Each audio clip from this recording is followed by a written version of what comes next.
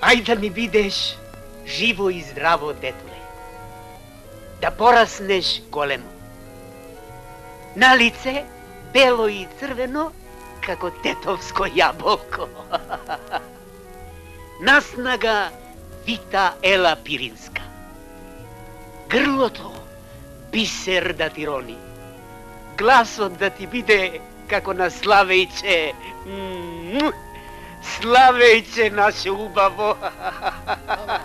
Па јас сум горд внук на еден многу надарен и исклучителен актер.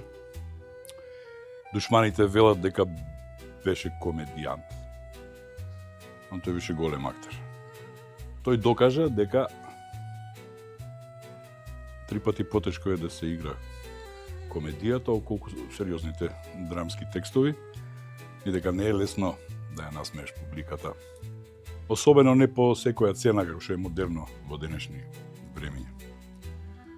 Горд сум затоа што тој е човек што ништо направил нешто. Значи, од едно сиромашно семејство од Којник над Велес,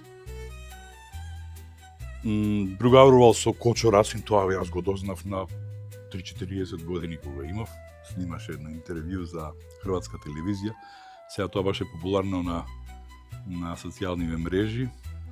И кажува дека во најраната младост другарувале со Кочо Рацин, ги играле тие детски игри, чиракувале кај мајсторот, заеднички учеле занает. Јас Кочо Рацина знам још и детинства, jer i ja sam jedno vreme bio šegrt kod braće Levkovci, koji su isto bili grnčari, pa smo ja i Kočo Racin često išli na rupe za glinu i tako kao deca razgovarali.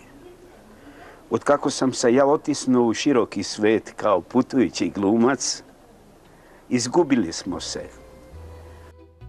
23-та година, значи во неговите гимназиски денови, тој има завршено основно образование, само гимназијата никош не ја завршил, бега со гостувачкиот театар патувачки на Михајло Лазич. Скоро 8 години поминува таму. 1931 оформува своја трупа, свој патувачки театар, Путујче позориште Перице М. Алексича, првиот официјален наслов на тој театар, подоцна тоа прераснува во театар Поеми, за кој се сними и телевизиска серија, која одеше на крајот на 80-тите на македонската телевизија, тоаш телевизија Скопје, во кој и тој играше, го играше суфлерот на патувачкиот театар, а него пак во серијата го играше Коле Ангеловски, таму се појавија и Благоја Чоревски, Мајка ми, Мето Јовановски, Снеже Стаменска, и навистина се направи еден убав осврт на тоа што тој работел во своите младешки денови.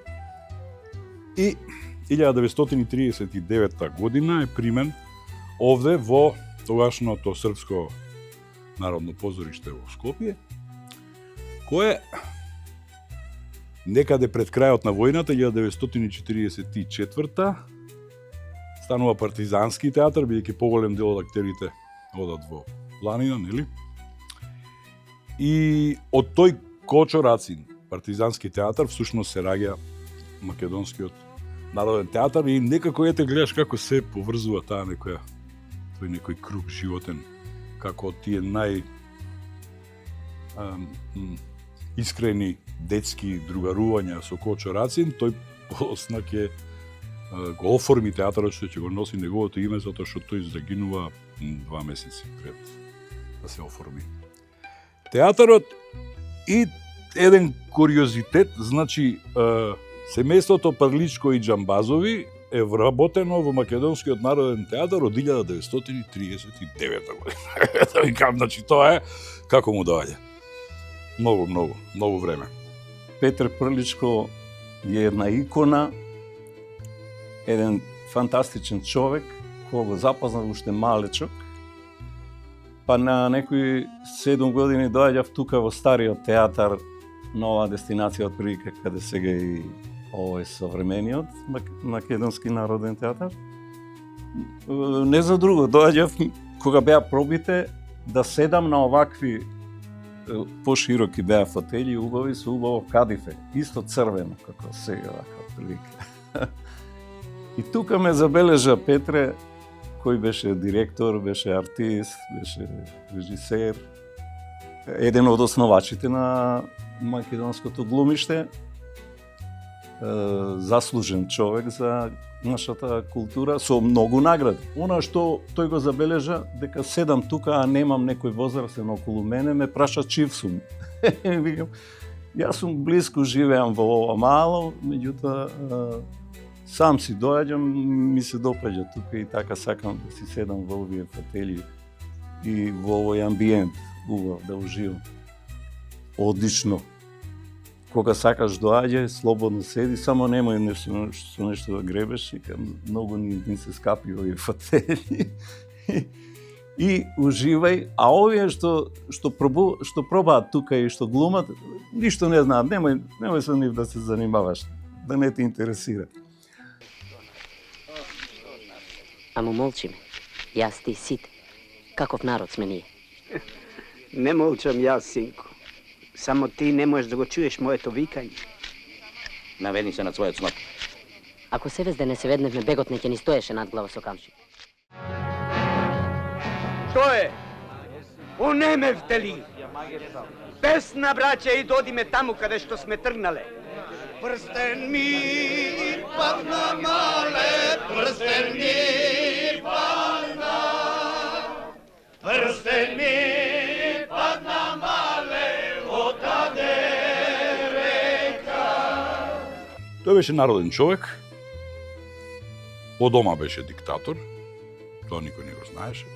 Јас тоа го сватив на своји 18-19 години, кога сватив дека на секој негов роден ден или Петров ден, сите луѓе седат на истите позиции, тука Перо Тиквар седи, тука Круме седи, тука баба ми, тука сестра и Цена од Прилеп, тука мајка ми, тука татко ми, и он ги кажува истите вицови, и овие се смеат секоја година на истите вицови, мене, и тоа се преко глава. Вампир, викам, кога, сега не можеш истите вицови да ни кажу. Бев таков бунтовник, но ова беше со причина. Се беше театар кај него, дури дома, тоа беше театар. Наречеме, никој никогаш не го видел него во пижами. Никој никогаш не го видел во тренерки, по влечки. Кај него гостите се најавува, особено колегите. И тој знаеше веднаш да отиде во спалната соба и да се преслече специјално за гостино. И знам дека секогаш има одреден ред во нивната куќа. Не може да влезеш кога сакаш, не може да пиеш чај или кафе кога сакаш, ами кога е договорено. Но во секој случај знаевме заедно да јадеме, да пиеме чај, да пиеме кафе, по некоја реченица да изговориме и секојаш ќе се повлечеше во својата соба да одмора пред настап. Тоа беше режимот фактички на неговата сопруга. Има една анекдота. Може би е познато тоа на театарската јавност дека тие три величини, Петре Приличко, Илија Ѓувалековски и Илија Милчин, едноставно не се мириса. Значи, секој го сваќаш за конкуренција. И еден ден, кога дедо ми веќе беше болен, звони некој на вратата, ние дежуравме, го чувавме малку. Мајка ми малку, јас малку, па. Се отвора вратата и на вратата Илија Ѓувалековски, професор Личко, пијан 300, дојде на пифето на Трамски, некаде кај 4 саат, ги избркал крап во 3. Баба ми оди во собата на дедо ми, он лежи у плава пижама и чита текст Вилер Романче и вика, дојде Личко. Кој е? Личко. Личко. Кажи му, ама дојде. Ја се облекува пижамата, го облекува најдоброто сако, најдобрата кошо, ружа у реверу, сите прстени, најубавата лула, и му се појавува на Личко од нена соба, седнува до него.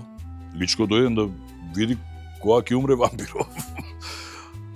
А дедо ми седнува, го гледа дека поднапиен и вика, Личко, не изгледаш добро воопште.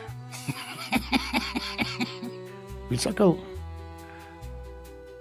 да спомнам дека Представата Шума од Островски, која премиерата е тамо некаде 53-та или 57-та, не сум сигурен. Јас не сум ја гледал, но ја знам на памет. Како? Мојот професор Илија Джувалековски, кога студира во Загреб, ни ја раскажуваше од првиот збор до последниот. Затоа што во таа представа игра Личко и Прличко. Илија Джувалековски и Петре Прличко. Илија Джувалековски беше Несреќников, а Среќников беше Петре Прличко. Ние, сите негови студенти на Илија Джувалековски, моравме таа представа да ја знаеме на памет. Толку беше тој заљубен во неа и во неговите догодовштини што ги правеа заедно со Петре Прличко.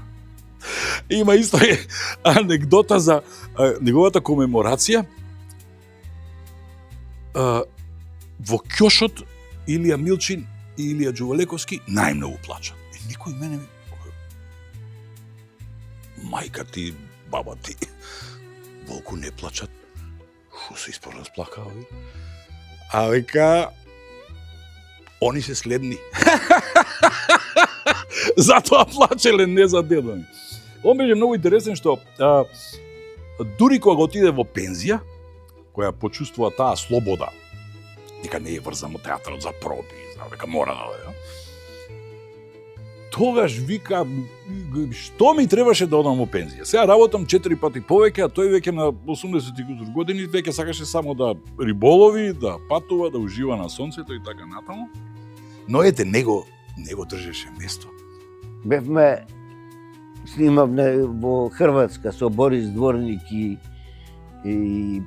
Борис Дворник и Перица и ја, и као кидеме да фаќаме риби на Сава таму негде некој ова, и му вика Борис, па вика, знаеш ли ти дека е забрането да фаќаш риби, вика, не е дозволен периодот, не е дозволен. И ој вика, а ти си го видел ова? И вади дозвола добиена за сите води во Југославија, значи без ограничување на време, на мрест, на не знам што, од, не знам, Југословенскиот сојуз на рибарите, печати со потписи, и вика, они ми го дадоа, мислеа, ај, овој стариот уште година дена, па ќе умре, ја ги зезнав, и еве веќе не знам која година ги користи. Најду еден стар така човек во години, убаво облечен од едно многу убаво работничко дело, онака сино или плаво, да го кажам. Со капче, со убав прибор и фрлање и така застанал покрај мене лево десно, вади убави риби. Ау, вика, мајсторе, каде ти оваа техника? Па јас сум шампион на Југославија од мал, јас сум од Мислешево. Ма ти си, вика, од телевизија, те познава, вика, оној Драган Мијалковски. Слушај, вика, вие, вика, уметниците, исто сте ме ракли, вика, за риболов. Се сеќавам, вика, на Петр Прличко. Јас кога бев дете и кога ловев тука риби, на овој простор, шатор извадиле, монтирале, вика, шатор монтираа тука. Рекоа, Гале, ти утре Сабајле, пак тука ќе ловиш на ова место или понатаму? Ево, вика, па, чичко, јас, вика, тука сега си ловам денеска, па планирам и утре да дојдам. Ај, може ли понатаму едно 100 метра, например? Па добро, вика, нема проблем. Ме знаеш ли мене ти? Значи, Петре малку да не си направи проблем, нели, ако детево се налути, па кажу, чичко, Петре ме тргна од местото кај што ловев. Јас така го сватив, вика, а го знам, ама му кажувам, не те знам.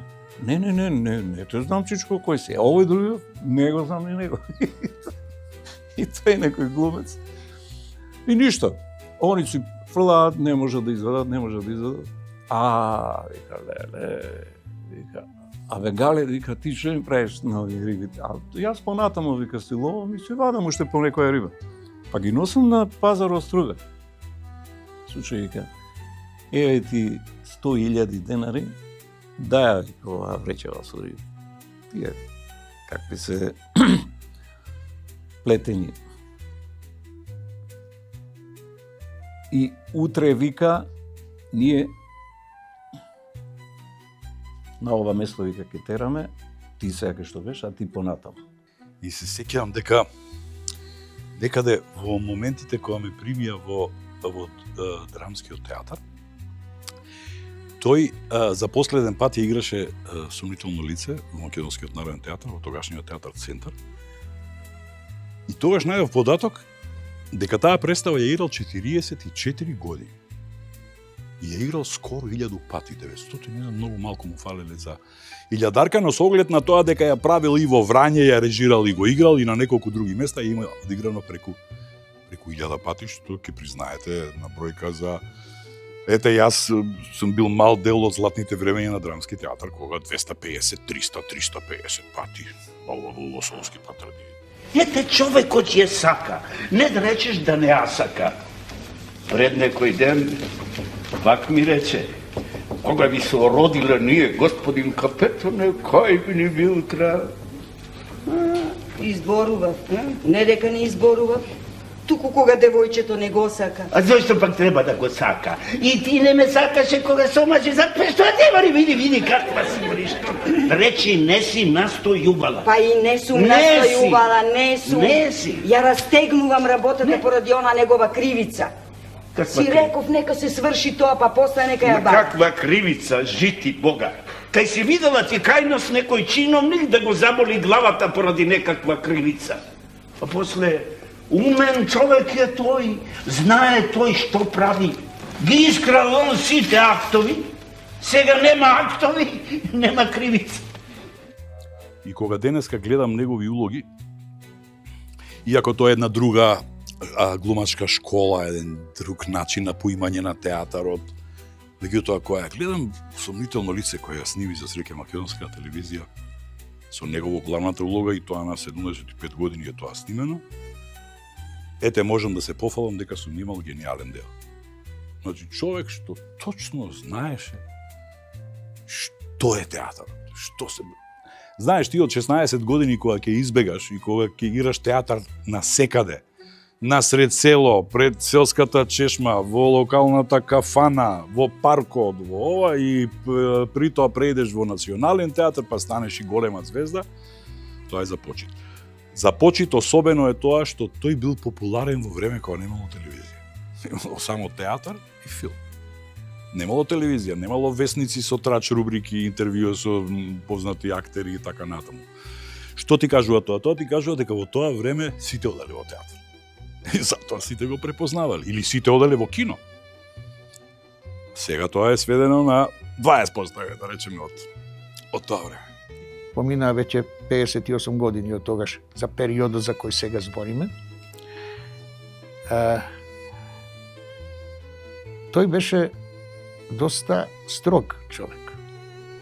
Ние си го знаеме како манданата од Мистон, но во приватниот свој живот, во театар, професионално, беше човек кој го мери секој свој збор, секогаш сериозен, никогаш многу насмеан, значи, одаваше еден авторитет и професионалност.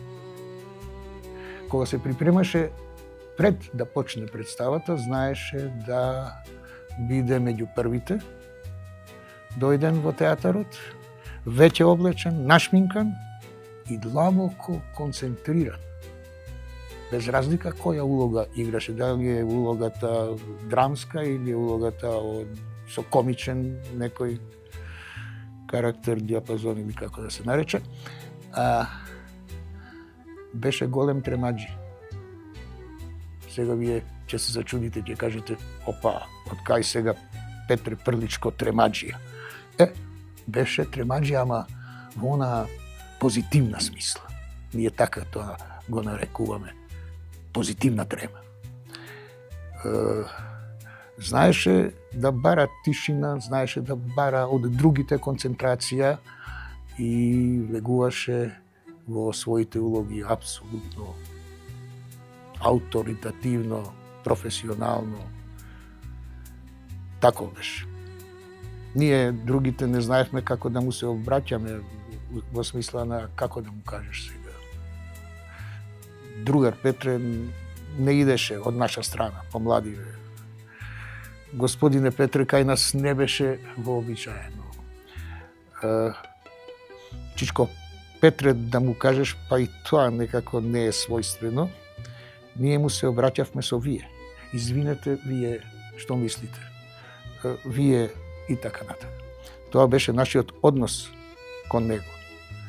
Јас ја гледав Сомнително лице, 82 година некаде, и тогаш ги видов фактички неговите квалитети како актер. Бев тогаш запознаена што човек е фактички Прличко, дека неговата едноставност во говорење на текст, ако е битова драма, да речеме, и така натаму, но тој знаеше точно да се приближи кон публиката. Тоа беше неговиот непосреден однос. Тоа ретко кој денеска може да го има. Таа негова едноставност, таа негова, што да ви кажам, чудна една посока, открива лицето некои други особини, карактерот е друг, меѓутоа тука му се отвораше и душата, и срцето, и се. И бидејќи тогаш имаше големо апострофирање на македонската национална драма, тој покажуваше и еден вид импровизации, денеска така ги викаме можеби, но мислам дека тоа беше фактички освојување на публиката. Во Сомнително лице го видов тој приод, тој контакт со публиката. Во тоа тој беше најуспешен. И неговото патешествие низ градовите во Македонија и низ Југославија со целиот театар, за мене беа поттик да го направам Веселиот караван или Патувачки театар, бидејќи ден денес се сеќавам на една телевизиска серија со него, со неговиот Патувачки театар, така што тоа ми помогна веројатно и ден денес да се занимавам со креирање представи за деца, неговата Пепелашка, и кај мене се најде во репертоар Пепелашка, а сега интензивно размислувам за Силјан Штркот, па ги убедувам дури и да ја обноват Силјан Штркот. Некако тие две представи ми се врзуваат со ликот на Прличко. 100 филмски улоги, телевизиски, да не зборуваме за театарските. Основач на овој театар, тука во скоро секоја представа, уште од Платон Кречет, на некаков чуден начин истовремено и основач на драмскиот театар, затоа што па куклениот театар стана од драмски театар. Силјан Штркот го направил таму. Значи беше активен, навистина. Имаше таква една чудна звезда. Луѓето сакаа да се дружат со него, а он сакаше да им покаже на луѓето колку му е убаво кога тие му се восхитуваат. И се сеќавам на една анекдота. Бевме на некаков ручек кој тој го организираше во некаков ресторан и на крај тој сакаше да плати. Го извади новчаникот полн во тоа време динари и сите можни девизи, марки, швајцарски франци, се што беше актуелно во тоа време. Вампир, зашто ги носиш овие пари со тебе? Осе многу пари. Новчаникот дебел ке пукне, Јам ке го извадеше, ке набрајати. Со што го носиш? И вака ми викаш, дете, кога немав ништо, сите знаеа дека немам ништо. Дека сум голтар. Сега кога имам, сакам сите да знаат дека имам. И на тој начин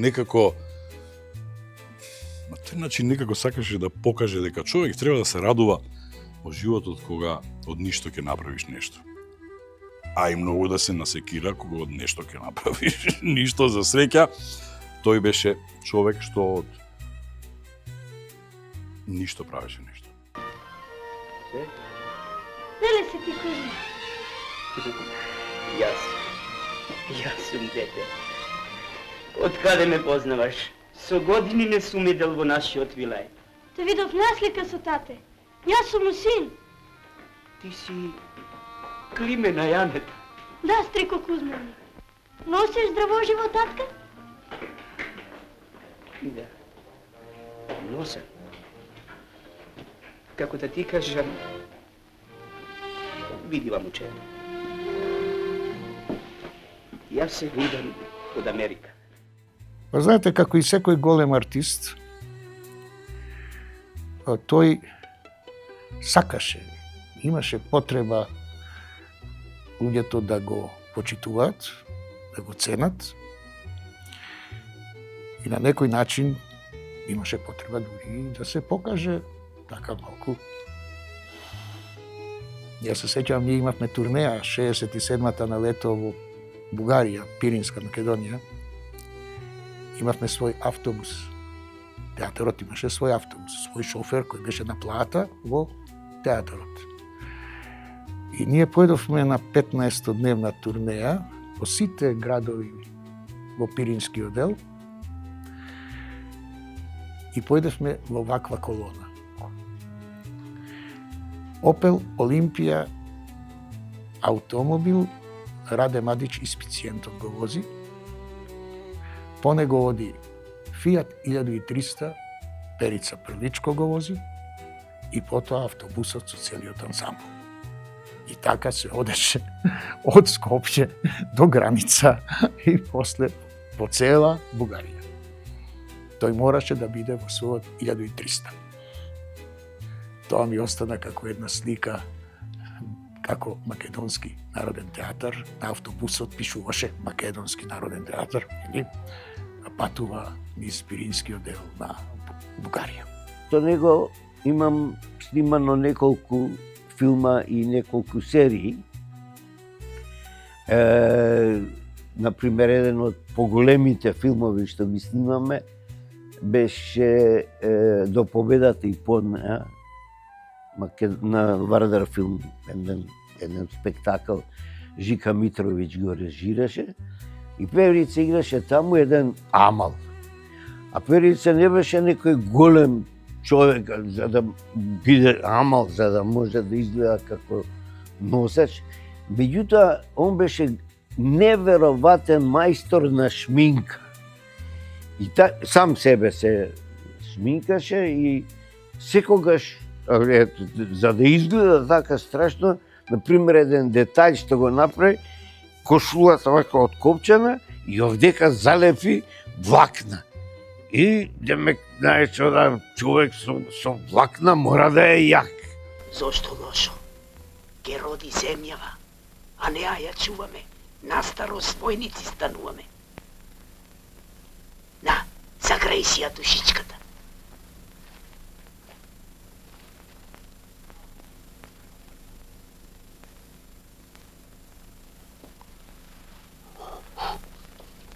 А ти си бил и војник, Стрико Пауне? Сум бил комита. Каков бев јас во војската. Дотеран како генерал. Чизми, колан, звездичка на рамо. Девојките полудуваа по мене. Стане, синко, лажеш, ама мајсторски лажеш. Господ те надарил тоа ти. Не, навистина. Бев силен топчија. Да ми е сега топ, еден од оние не ќе останеше. Топ, рало, се ора пред себе. 100 пушки чини. Ама не се влече пустињата. За нас старите ти е пушка и шишенце. Па или ке си, или не ке си. Така е. Да биде, или да не биде. Како кај Хамлет. Кој? Хамлет, Стрико. Не го познавам. Од која десетина е? Требаше да биде од нашава. Требаше јас да сум. Како? Каде? Во Чергарски театар ли? Што? Ништо. Знаете што ми се случи пред 10 години? Бев во такси на малку подалечна релација и кога на таксистот му кажав што работам, бидејќи човекот се интересираше, и кога кажав што работам, тој ми ја кажа ми го кажа благословот на манданата од Мисто. Е такво нешто да доживеете е голема сатисфакција воопште за македонската уметност и култура. Иначе Петре Прличко. Петре Прличко е за мене секојаш бил Манданата и Фезлиев од Денови на искушение, еден голем актер. Во 1949 година застава филм од Белград, начело со режисерот Никола Поповиќ, снимаат филм Мајка Катина, насловот е Мајка Катина, се однесува, сюжето е за граѓанската војна во Грција и учеството на македонците во таа војна. Сега судбината на тој филм. Тој филм од кога бил монтиран и прикажан на затворена проекција, Организацијата на Обединетите нации, значи не зборам за Европска унија, не зборам за не знам што, него за Обединетите нации, даваат забрана за прикажување на тој филм, на филмот Мајка Катина. Дебитантски филмски улоги имаат Петре Прличко и Илија Џувалековски. Јас го гледав тој филм, го видов. Петре Прличко игра негативец, инспектор кој што ги брка комунистите. Не може никој да ја купи наградата, големата златна арена во Пула, што ја доби Петре Прличко за улогата на Манданата. Ми представува посебна чест, посебно задоволство. Јас сум горд што ме повикавте да кажам нешто за мојот кум, односно за нашиот гений во театарот Петре Прличко. Како мал, ќе ви кажам, во старо Скопје имаше Фичо. И со Фичо ќе слеземе во центар, каде што сега има Шадарвани, не знам, Александар Македонски. Тука беше празен простор, поминува автобуси и кој ќе дојдевме ние со Фичото негова, знаја дека е Петар Прличко, затоа што имаше многу малку коли. Јас се правев како мал многу важен. После тоа купи 17-ем Форд Таунус и кој ќе ме земеше со Фордот, јас тогаш прв пат видов во кола да има грамофон од Америка, некој пријател негов му го испратил во таа Југославија тогашна комунистичка, да имаш ти грамофон во колата. Ќе помина, ама малку подоцна. Војната до Караорман не доаѓа, ама ти почна да крие се во дуќанов. Нема газие, нема сол, нема сапун, нема...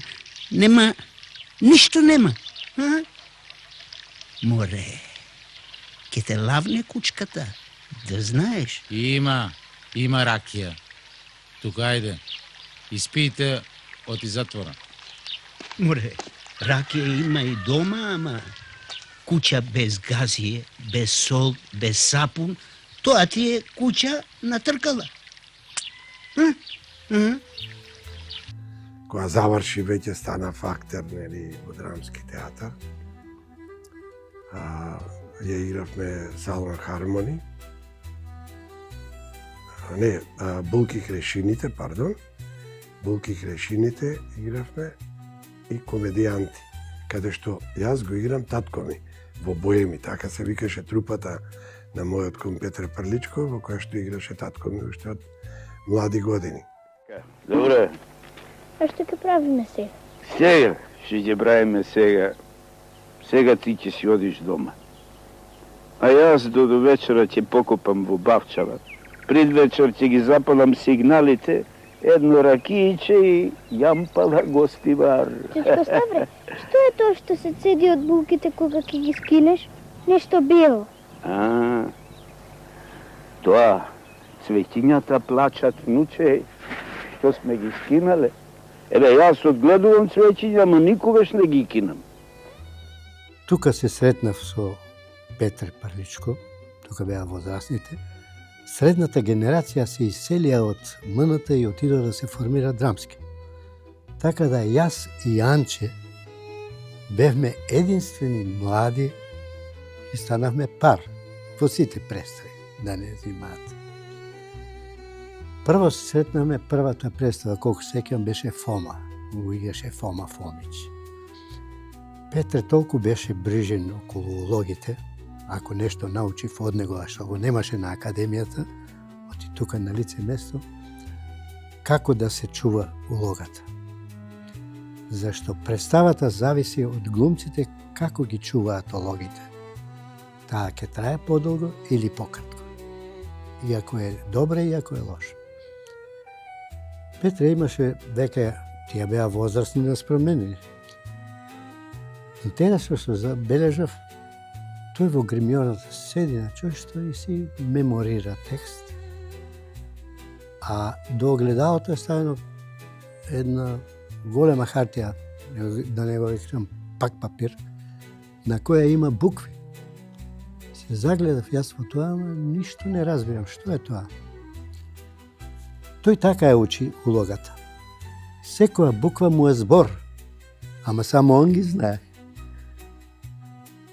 И ќе си го помине текстот пред да излезе на сцена. Тогаш сите доаѓавме саат и пол пред представа. Имаше време да се повтори секој улогата. Има време и кафе да се испие и да се подготви, па да излезе на сцена. Јас кој ќе дојдев кај него, он ќе ми извади некој текст 1800 и која година таму. Да ти е страв да ја видиш годината, ќе го извади текстот и ќе ми каже, ај сега куме, гледај, и почнува да го игра текстот, без грешка. Он го пишуваше текстот со првите букви од реченицата. Да речеме, јас ќе дојдам да го земам зимбилот, примерно. Ј, К, Д, З, и така го имаше. Така го учеше текстот. Беше пред се голем професионалец, неверојатно талентиран и многу дарежлив. На секој му даваше од својот занаед. Ни кажуваше што треба, а што не треба. Кој е паметен, ќе ги земе добрите работи од тоа што научил.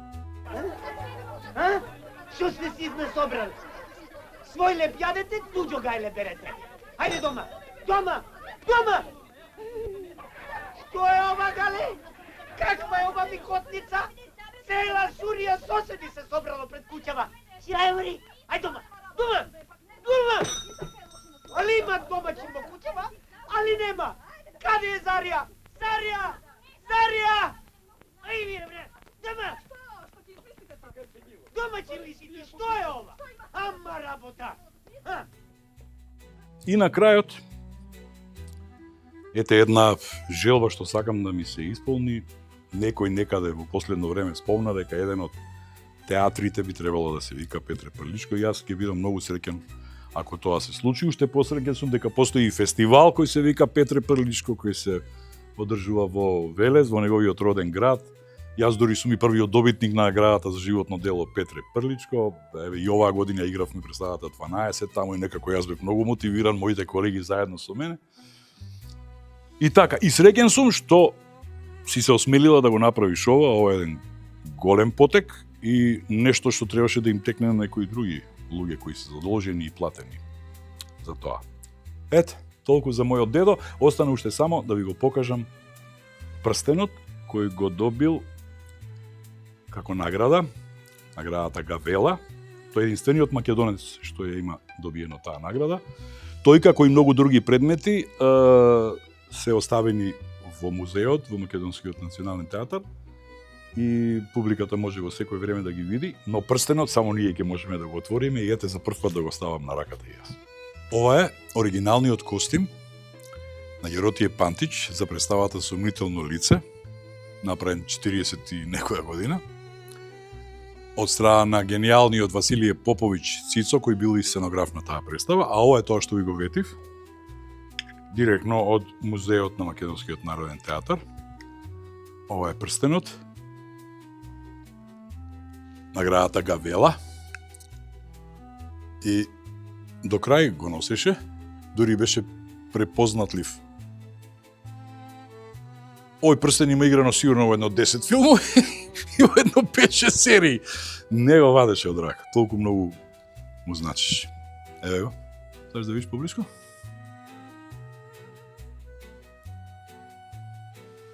Нisi е добар. Во представата Скуп, која ја игравме во универзалната сала, играме на цел партер, публиката е на трибините. Бунар, балерини играат, иде музика. Тој го игра Скуп.